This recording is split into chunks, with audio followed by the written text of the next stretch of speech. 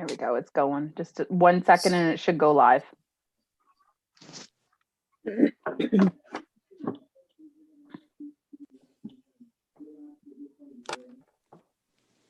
Okay, you are live. Okay, thanks, Christina. I'd like to welcome everybody to the Monday night, April 19th meeting, 2021, and I'll call the meeting to order. And I'd like approval of the agenda for the April 19th, 2021 Stone Mills Township regular council meeting. Moved by Doug, second by Jerry. Any errors or omissions on that? I just see one correction on 6B, where we're going to do the third final reading of the budget, and it's got April 16th. It should be the 19th. With that being said, if I'm wrong on that, somebody let me know. Any conflicts between, no, sorry, all in favor of the motion? Need a motion to it. Moved by John, second, sorry by Sharon. All in favor? Carried. I'll get going here. Okay. Any conflicts of pecuniary interest for the general nature thereof? Showing none. I'd like approval for the minutes of the April 6th, 2021 Stone Mills Township regular council meeting. So moved. Moved by Deb, second by Wenda. Any questions or concerns? Kevin, do you have something? Yeah, 8C there, it says there was a motion by Jay Detler. And I'm just wondering if that's correct or not. Not likely. There was a motion. Oh, that's right. I noticed it. You got anything on that, Brian? I'll amend that, your worship. Sorry? I will amend that, your worship. Okay, we can hardly hear you, Brian. Okay, good enough. Yep. Okay, all in favor of the motion? Motion is carried. Any bylaws and resolutions? Looking for the first, second, third reading of the road closing bylaw of Baxter. Moved by Doug, second by John. Any questions, comments? All in favor of the motion? Motion is carried. The 2021 Stone Mills municipal budget, looking for a third and final reading. Moved by John, second by Kevin. Any questions or comments? Go ahead, Kevin. Yeah, one of our constituents asked me to ask a question. The Community Vibrancy Fund from Blue Earth, it's marked down to 2020. It was 139,200. Just wondering why it wasn't the 145,800 that we're supposed to get. Christina, can you handle that? Yes. Councillor Richmond, it is in the budget as 145.8 last year as well, but it was split revenue between the council and I believe administration due to two different projects you guys were doing. Okay, and just a follow-up question, if I may. Yep. Where are these funds being spent? This year they're being spent In against the 2021. medical. Oh, in 2021, they're being spent against the medical center. Okay, and where did they go last year?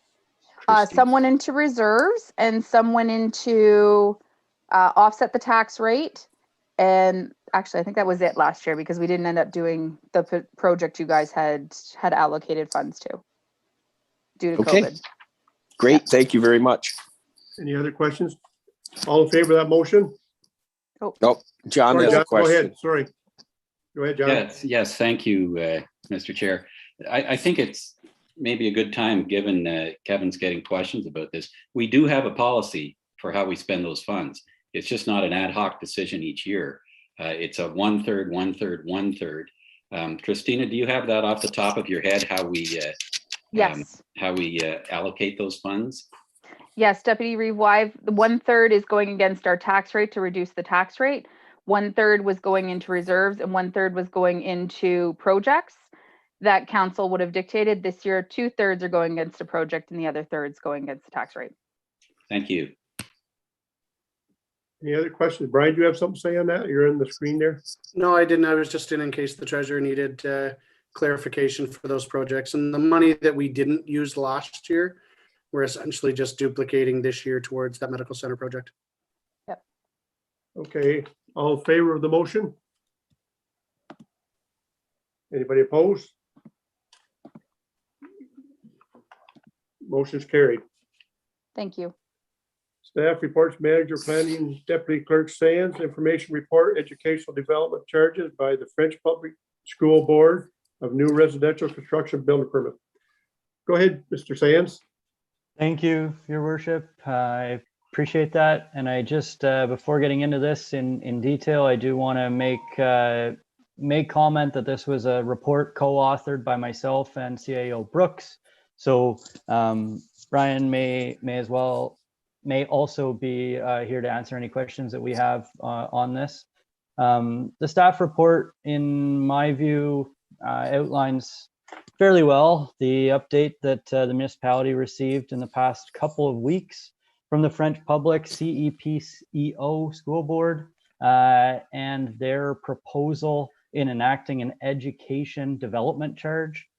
So very similar to what municipalities, some municipalities enact with respect to a development charge on new construction. Under the Education Act, the school board, and this is the first of which we've seen in our area, the French Public Board is proposing to enact an education development charge.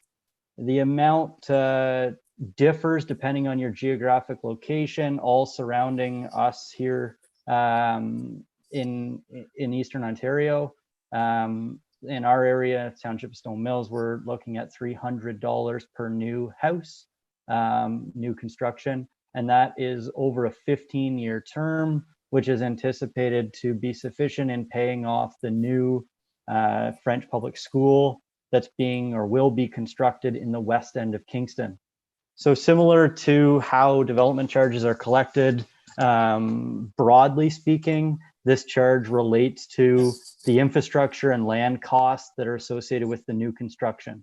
So that charge is to be imposed until that new construction is successfully paid for and funded, and then reduced and removed entirely.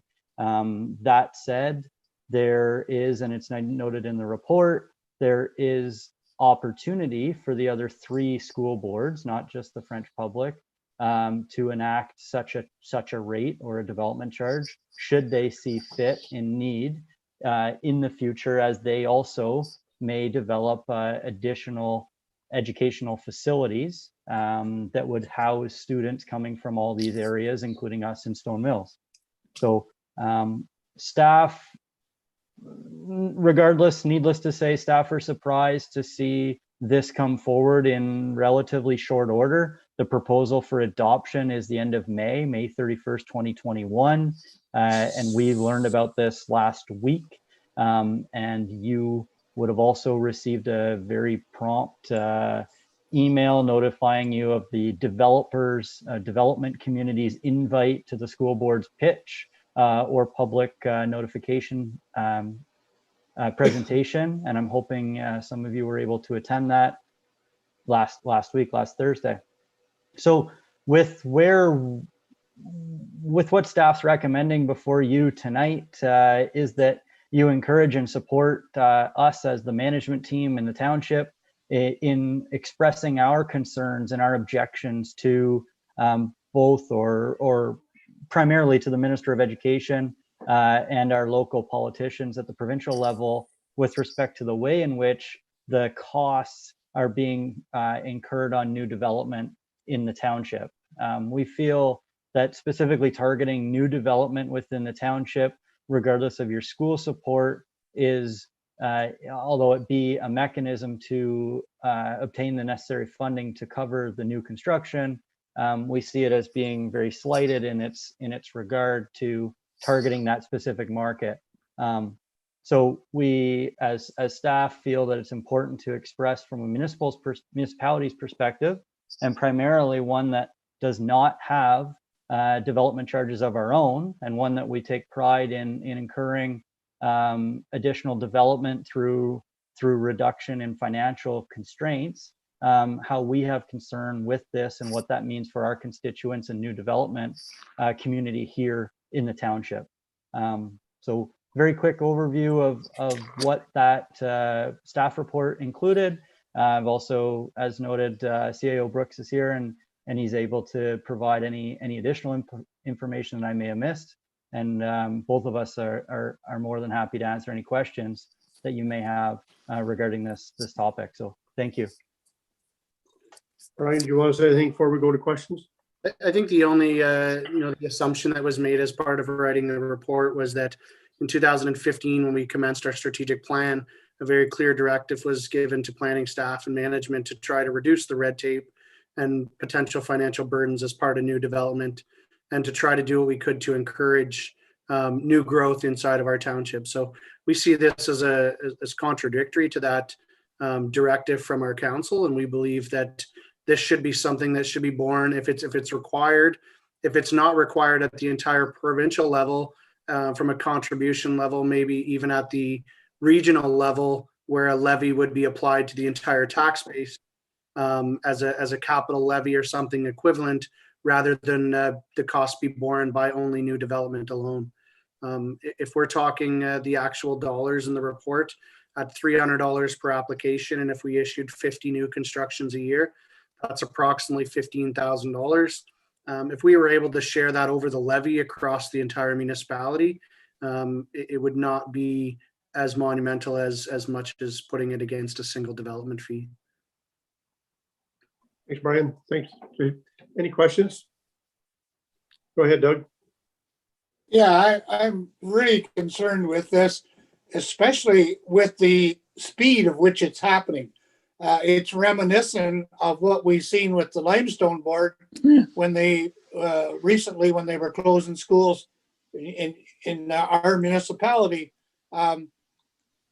They called a meeting of which Jason got notice of it, like with a day's notice, and they called that one of the public meetings. And that looks like that's going forward again, the same thing that we had with the closing in Yarker. They're ramming it down our throats without anything. In the long run, everybody will pay. It's just the method that they're using. And of other concern, and Jason touched on it, was the fact that all four boards could levy the same thing. So it's not $300. This levy could increase fourfold. And that could have a fairly detrimental effect on certain individuals on this. So I agree we need to do something here. We need to strenuously object to our MPs about the process. We got to pay for it. That's not an issue. It's the method of which they're doing it that's a problem. Why didn't they just put it in their budget and have it increased that way instead of broad brush? I don't know. So, I mean, I support the staff's report, and I think we need to make sure that they also includes the heavy-handed method of which the way they're doing it. Thanks, Doug. Somebody else had their hand up. Go ahead, Deb, and then we'll go to Kevin. I attended that meeting that night, and one question I did bring forward, Councilor Davidson, was exactly that. Where is Snow Mills going to sit with school closures? Where the transportation, putting a 3-year-old on the bus and driving them to Kingston because that's their perfect location to put the school. And the school board is to get back to Mr. Brooks in regard to answering some of those questions and concerns that were presented when the Yarker closed. So I think it's very important that we look after our own children here and keep these schools open. The more we close, the kids have to go to Kingston, and that's just not fair. Thank you. Go ahead, Kevin. Just a quick question for Jason. Jason, I thought I read in there that the second year it was going up to $344 from $300. Thank you, Councilor Richmond. Yeah, that's correct. In the little chart in the actual staff report, 344 is year 2, 3, 4, 5. The first year being 300 even. That's right. Okay. Yeah. Well, thanks, Jason. I just thought I'd seen it in there, so I just wanted to bring it up and clarify with that. Thanks. Anybody else have any comments? Go ahead, Wenda, and then John. I don't know, is my speaker on? Can you hear me okay? Yep, I can hear Oh, you. yeah, Yes, it looks again. good. So it was brought up, I attended the public meeting as well. And it was brought up by three of us that, the concerns about busing and putting the school within the Kingston boundaries versus looking elsewhere where you could address North Addington. They had mentioned that their school board goes all the way to Trenton, which I found really a long ways off as well. So I did send an email to Etienne Leclerc, I think is his name. He's sits on in that organization, just asking, because the no land deal has been finalized, why they weren't looking outside the Kingston region. In particular, I sent him, I think, a land package on Goodyear Road, which has services. And anyway, I just thought maybe it would be a good idea to think outside the big box so that we could address the students that would potentially be coming from North Addington and west of Kingston. So he was on vacation. I got a notice saying that. So I haven't heard back from him at all. But if it's not a done deal, it might be an opportunity for our region to maybe have a big super school here for the French Public School Board.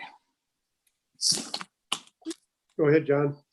Can you hear me? Thank you. I didn't get the notice of that meeting until it was too late. I mean, it was in my inbox, but I was working all day and I didn't have a chance to check the email. So I have just questions for people who attended that meeting. So is there an existing French public school anywhere in the region? Where do kids who want an education in French in the public system, where do they go now? Napanee is one. Well, I thought that was a Catholic one, Debbie. yeah, Councillor Isn't Richmond. JJ O'Neill part of the French Catholic Board? Yes. Yeah. So is there a French public school in the region? I'm not putting you on the spot. I just don't know. It's I'm just ignorant here. You're Believe right, Kingston. if I may. I Can't know hear you, Brian. Prince Charles has French immersion. Yeah, a regular. In Napanee. Yeah. Kevin, you had your hand up there. Go ahead. I was just going to say that very thing, Eric. Prince Charles does have a program for French immersion, and that's Okay. public school. Okay, Okay, so Brian, maybe you can fill us in, Brian. Sorry, Your Worship. They do. You're absolutely correct, Councillor Richmond. They do have a French immersion program, but that's part of the English Public Board. It's an immersion program offered by the English Public. right. I believe there are 2 schools in Kingston. The names, I believe, if Jason may be able to search those on the report. There are 2 that are listed in Kingston already, and Rabone, I believe, is one of them. Do you have those in front of you, Jason? I'll mispronounce the term, but Meal Ale along 401 and Dalton Avenue, I believe, is one of the schools. And Okay. I don't recall the other name. So this new proposed school would be replacing these existing ones? Is that the idea? Based on their growth projections, Deputy Reeve Wise, they're predicting that they're going to outgrow their current space. And so this levy essentially is put towards the land acquisition costs of a new school. Right.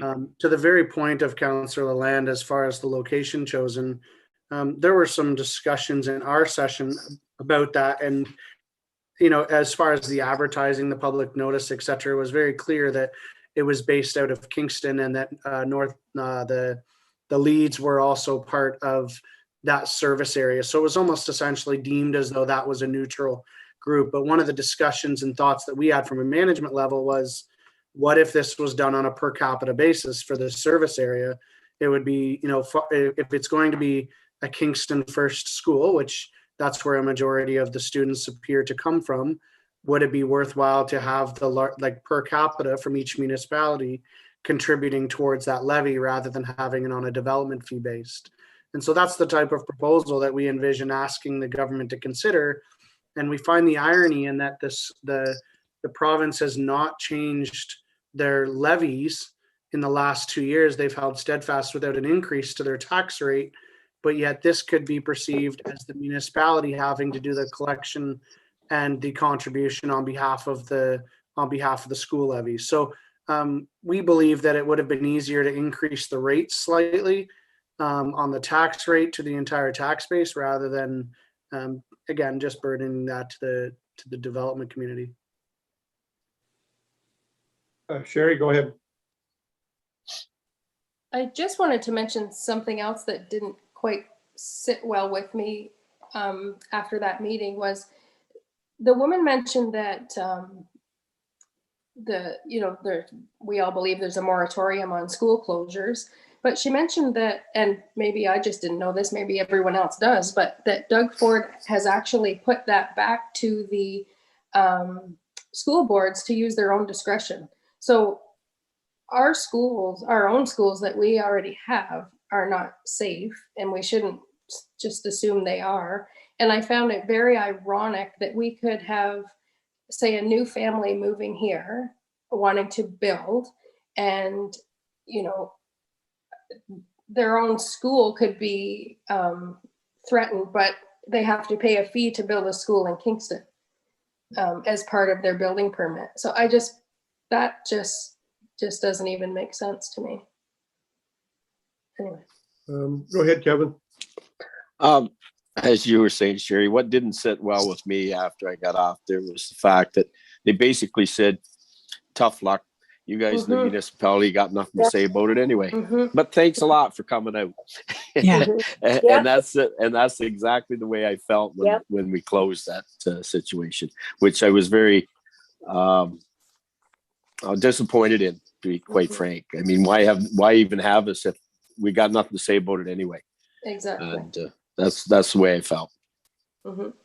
Yeah, Jason, I'm just going to ask one thing. Jason, is there other municipalities besides County Lennox and Addington, like Frontenac or anybody else in the surrounding communities? We'll find it. They all involved in this $300 fee? Yeah, through you. Thanks. Absolutely. Extending, Gananoque, Rideau Lakes, South Frontenac, Frontenac and the Islands, Napanee, Stone Mills, Loyalist Township, many municipalities around here will be experiencing that. There's slightly differing fees, like 300 versus 333 versus 365. So just in that chart, there's slightly differing fees depending on municipalities and areas. But yes, to your short answer. And just very quickly back to Councillor Richmond's comment about involving the municipalities at the meeting. The municipalities are included, from my view, at this input stage, because we're the ones being tasked with collecting the fee. So the new building permit submission is to be collected by the municipality. The information that the school board is seeking with respect to location of new build, size of dwelling, et cetera, is to all be collected by the municipality and then passed along on a monthly reoccurring time frame to the school board itself from a fee perspective. So it's as much as it's a public, in my perspective, from the meeting I was involved in, as much as it's a public input meeting and opportunity for input at this juncture, it's an opportunity to provide the municipalities with information as it relates to what their obligations would be post May 31, 2021, should it be successfully adopted. Okay, we had a few hands up, so I'm going to start with you, John, and then we'll work way across. Yes, thank you. So the legislation under which this is being imposed, Jason or Brian, does it give the municipality any flexibility as to how we fund their budget request? It's sounding to me like they are saying we have to do this through a development charge process. That seems pretty draconian. Is there room in the legislation for us to negotiate to spread it over the entire tax base as we are proposing? Go ahead, Brian. The only way that we can really challenge this is to challenge the methodology that they use to arrive at this solution. For instance, they're applying a levy, or they're including all the Sorry, municipalities. a little louder, Brian. I hardly hear you.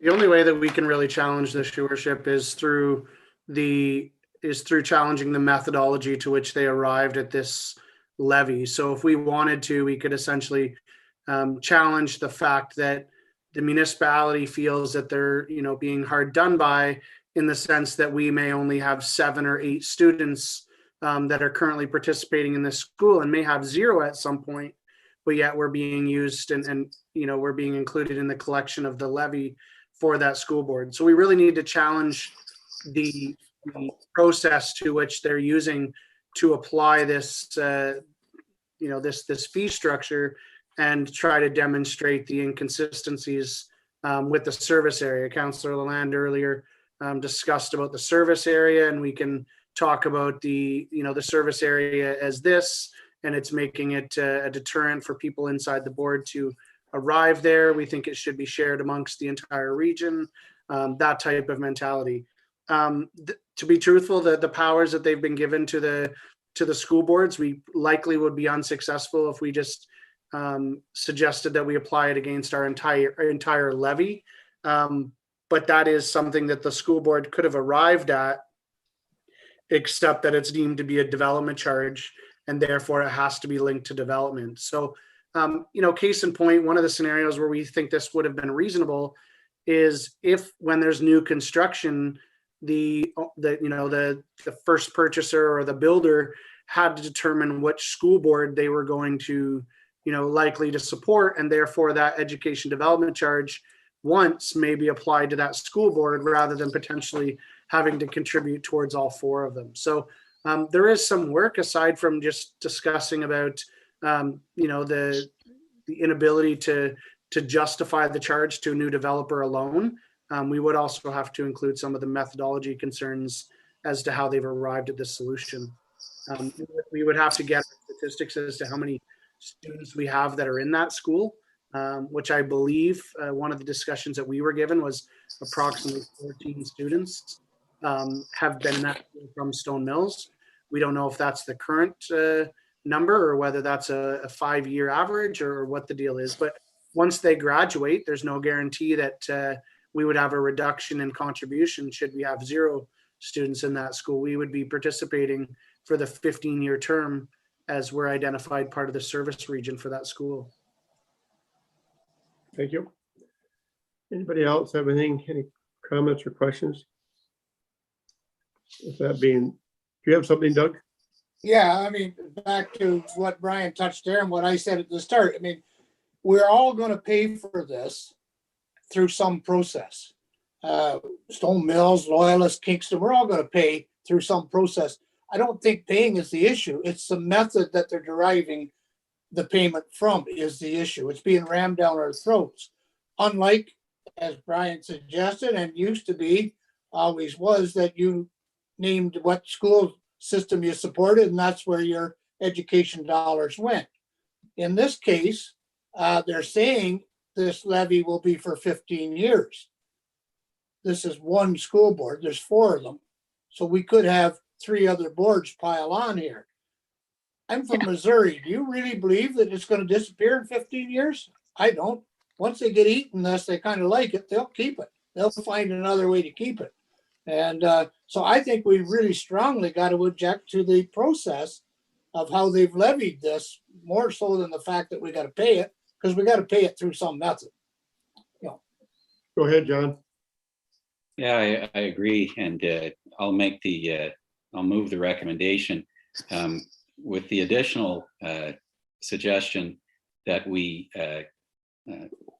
cooperate and communicate with our fellow municipalities across the region to get some kind of coherent response to this. I'm assuming that most municipalities, at least like ours, will have similar concerns. So let's get in touch, whether it's through the county or directly to our neighbors, and coordinate our response, which is being made in this recommendation.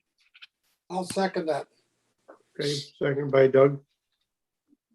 you got the recommendation, Brian? I do, your worship. Good enough.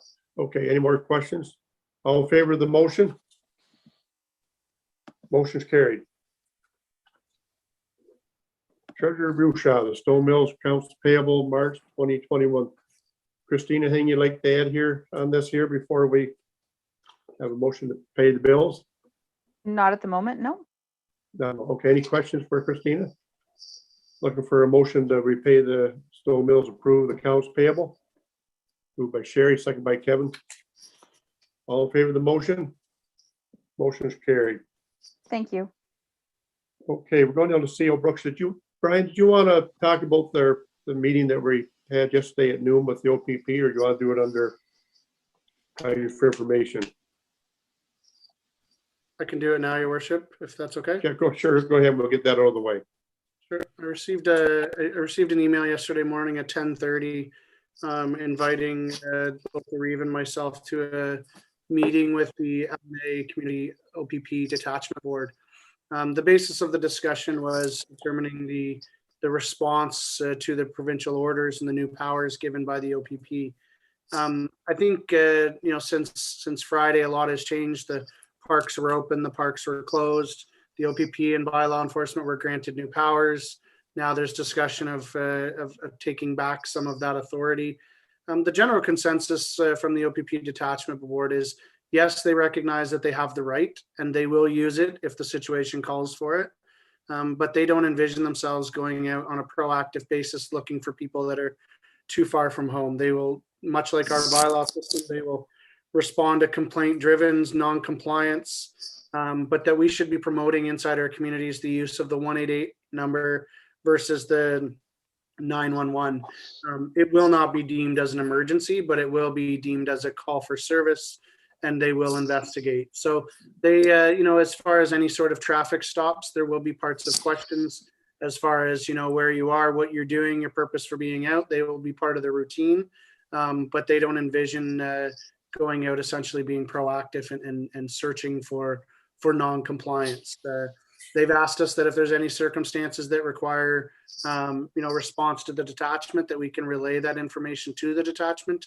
And they're happy to work with communities however they can to keep the distance and keep the large groups from gathering. Just with that being said, I just pass along a little information here, like we talked about meetings. Doug, you talked about the shortcoming there. This came in yesterday at 11:15, Brian. I was over at the other farm on the tractor. Brian called me 11:20. There's just no way I could get from one farm to home. So, they call these meetings, expect everybody to jump on it. So Brian was there, so I didn't get to 10 yesterday, but just indication how these things can happen. Okay, can I have we need a motion to receive that report, Brian? No, it's just a verbal. I'll just provide Okay. a summary in the minutes, your worship, as to what I updated. Yeah. And if there's any clarification, we can do that through the minutes of the next meeting. Anybody questions on that, any comments?